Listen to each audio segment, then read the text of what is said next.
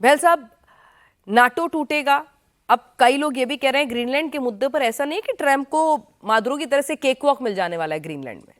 अगर वहां पर उन्होंने किसी भी तरह का मिलिट्री माइट को यूज किया तो रिटेलिएशन भी होगा और जवाब उन्हें अपने ही दोस्तों से भी मिल सकता है। तो ऐसे में क्या ग्रीनलैंड वो मुद्दा होगा जहां पर नाटो और ट्रंप सैन्य ताकत के पक्ष पर आमने सामने आके खड़ा हो सकते हैं? पिनास जी, बहुत ही अच्छा प्रश्न पूछा है और मेरे स्पीकर्स ने इतने अच्छे अच्छे जो एक्सपर्ट्स ने ऑलरेडी बातें बता दी हैं, लेकिन इसमें एक दो चीजें मैं कहना चाहूंगा और इसको इससे लिंक करूंगा। सबसे पहले बात आती है, जो युद्ध होते हैं वो शुरू होते हैं लीडर्स से और लीडर्स की मानसिकता से। तो ट्रंप की क्या मानसिकता है? पंजाबी में एक वर्स है, अगर आप कहें तो मैं सुना देता हूं। मरता मरता जग मुआ, मर भी न जाने कोई, ऐसी मरनी जो मरे बहर न मरना होए। और ये जो फिलॉसफी है ट्रंप की, ये इस स्टेटमेंट पे बिलीव करती है कि मैं कुछ ऐसा करूं। ये दूसरा टेन्योर है ट्रंप का, याद रखिएगा, इसके बाद तीसरा मिलने वाला नहीं है। और कहीं ना कहीं ट्रंप चाहते हैं कि वो कुछ ऐसा करे कि मेक अमेरिका ग्रेट अगेन तो है ही है, सब ये कहें ये ट्रंप की वजह से हुआ है, पूरा विश्व हिल गया, लेकिन सब कुछ उन्होंने अमेरिका के लिए किया, चाहे वो पीस अवार्ड भी था। अब इसको लिंक अमेरिका के लिए किया कि अपने लिए किया ना? मतलब बदनाम हुए तो क्या हुआ, नाम तो हो रहा है ना। एब्सोल्युटली किया, चाहे अपने लिए, चाहे अब आप उनकी फाइनेंशियल डीलिंग्स देख लें, WLR कंपनी पाकिस्तान के साथ जो क्रिप्टो करेंसी, या किसी तरीके से भी किया अपने लिए, अपनी सेल्फ प्रोजेक्शन के लिए, अपने अवार्ड्स के लिए। लेकिन अब मैं इसको लिंक करता हूं अभी ग्रीनलैंड के साथ।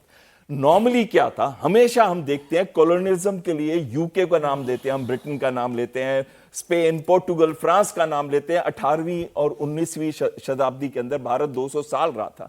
मैं इसको नियो कॉलोनिज्म कहता हूं ट्रंप की, जबकि मेक अमेरिका ग्रेट अगेन के लिए ले जा रहे हैं उनको। और ये क्या है नियो कॉलोनिज्म?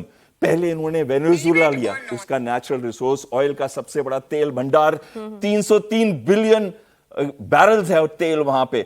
और अब सोच रहा है ग्रीनलैंड की। और ग्रीनलैंड में क्या है? ग्रीनलैंड के अंदर आयरन है, डायमंड्स हैं, टंगस्टन है और यूरेनियम है, और साथ में रेयर अर्थ मटेरियल और तेल भी है, और कई बिलियन बैरल्स तेल भी वहां पे है। तो कहीं ना कहीं उनको लग रहा है कि मुझे ये नेचुरल रिसोर्स को लेना है। तो बहाना क्या ले रहे हैं कि रशिया और चाइना उसको ले लेगा अगर मैं नहीं लूंगा। अरे आपके इसी एक्शन की वजह से तो नाटो आज दरार पड़ गई है, नाटो के अंदर टूट रहा है नाटो, और रशिया और चाइना को सबसे ज्यादा फायदा हो रहा है। तो कहीं ना कहीं जो उसका बहाना है कि रशिया और चाइना को कंट्रोल करने के लिए ग्रीनलैंड को ले रहा है, क्योंकि वहां पे GI-UK करके गैप है। कौन सा गैप? ग्रीनलैंड, आइसलैंड और यूके, ये एरिया। और खासकर आज क्लाइमेट कंडीशन की वजह से ग्रीनलैंड की जो बर्फ है ना, वो पिघल रही है, और अब उनके नेचुरल रिसोर्सेज को लेना आसान होगा। लेकिन इससे एक बहुत बड़ा फर्क पड़ा। ये GI-UK गैप जो है, पहले नेविगेबल नहीं थी इतनी आसानी से, क्योंकि अब बर्फ निकल रही है, बर्फ पिघल रही है। तो वो एरिया पे उनको लगता है कि रशिया और चीन कहीं कंट्रोल ना कर ले। ये कहने के लिए असली रीजन यही है, यूरोप करने देगा क्या उसको? क्या यूरोप और नाटो टूटेगा? डेफिनेटली नाटो में दरार पड़ गई है। और जब से उन्होंने 10% टैक्स 8 यूरोपियन देशों का है, यहां पे शुरू हो गई है आर्टिक एंड्योरेंस, एक एक्सरसाइज जो डेनमार्क करा रहा है, जिसके अंदर चाहे टोटल 500 से 550 लोग ही हों, चाहे उसके अंदर छोटे छोटे देश जो हैं, 10 देशों में कुछ तो 10-20 ही दे रहे हैं, कुछ 30-40-50 दे रहे हैं, और डेनमार्क 200 दे रहा है। तो नंबर कम है, लेकिन ये स्ट्रेटेजिक मैसेज है किसको? ट्रंप को।